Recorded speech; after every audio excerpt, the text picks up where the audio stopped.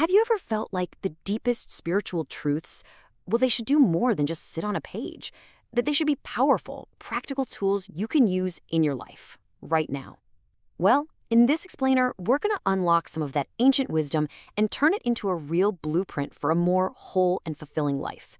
If you're ready to go from just believing to actually living, then let's dive in. You know that feeling, that spiritual hunger, that sense deep down that there has to be something more than just going through the motions or following tradition? I promise you, you are not alone in that. There's this deep desire in all of us for a faith that really works, one that has a real, tangible impact on our health, our finances, and our peace of mind, right here, right now. This quote just says it all, doesn't it? It captures a feeling so many of us have had. We come looking for spiritual nourishment, real answers for life's real challenges. But what we're offered can sometimes feel a bit hollow, kind of disconnected from our daily lives. This is all about finding that bread, the true life-giving substance of faith that can nourish every single part of you.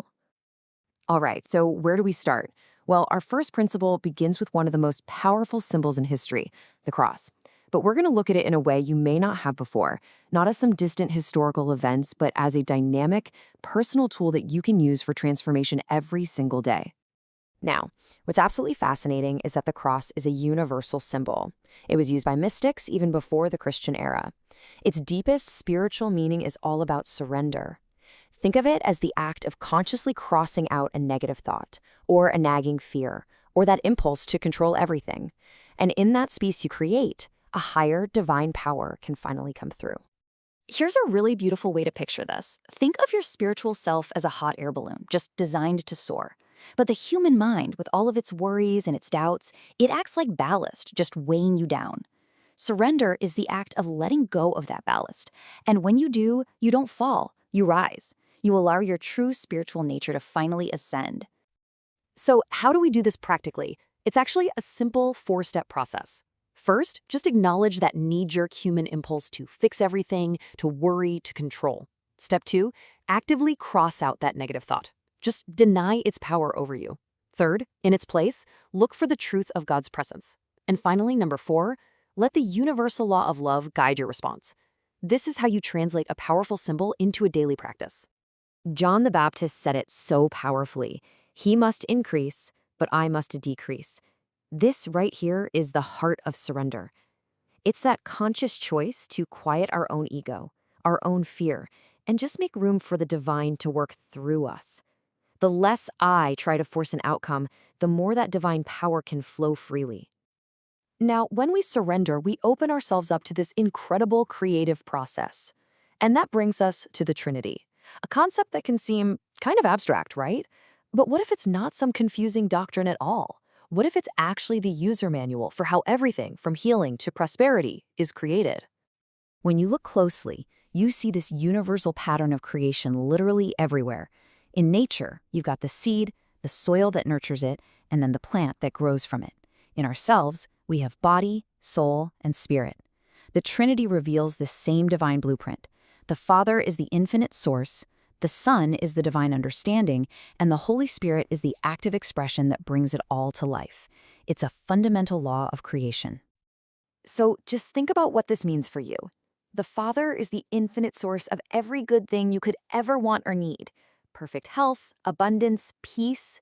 The Son represents your ability to understand and truly accept that idea for your own life.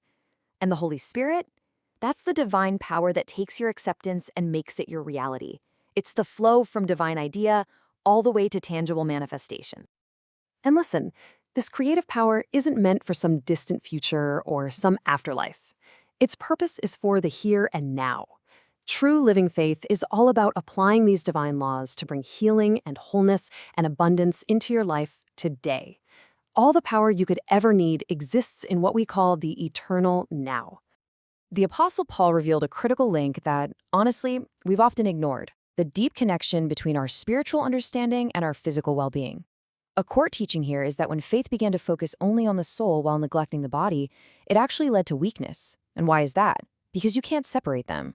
True wholeness has to embrace all 3 parts of our being: body, soul, and spirit. There's this incredibly powerful story that illustrates this loss of practical power just perfectly. Imagine the scene. Pope Gregory is watching bags of gold pile up in the Vatican. He turns to his brilliant secretary, a man named Thomas Aquinas, and he remarks with satisfaction that the church can no longer say, as the apostles once did, "Silver and gold have I none." But Aquinas' reply was just stunningly profound. He responded, "True, Your Holiness, nor can you any longer say to the lame man, 'Rise up and walk.'" Wow, it's just a stark reminder that in gaining the world's riches, a far more valuable treasure was lost: the active, spiritual power to bring real healing and transformation into people's lives. And this really gets to the heart of the matter. Healing was never meant to be an optional extra in our faith. It was a direct command from Jesus, a core responsibility, and the ultimate demonstration of faith's power. Reclaiming this forgotten commandment is absolutely key to unlocking a vibrant, powerful spiritual life today. So all of this, it leads right here, to you, right now. This isn't just about ancient history or theology, it's about your personal commission.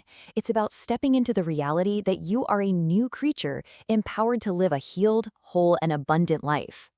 So how can you put this into practice starting today? Here are 4 daily disciplines. First, actively use that 4-step process of surrender whenever you face a challenge. Second, constantly affirm your true identity. Remind yourself of Paul's words, "It is no longer I who live, but Christ who lives in me." Third, bring your focus to the now. And finally, stop separating your spiritual life from your physical life. Pursue health and wholeness in every area. Let's end with a powerful declaration. Now, this isn't just wishful thinking. This is an affirmation of spiritual truth. Say it with me if you'd like, and more importantly, really feel it. I am healed in body, soul, and spirit. All things are made new in me now. Believe it, and go step into that reality today.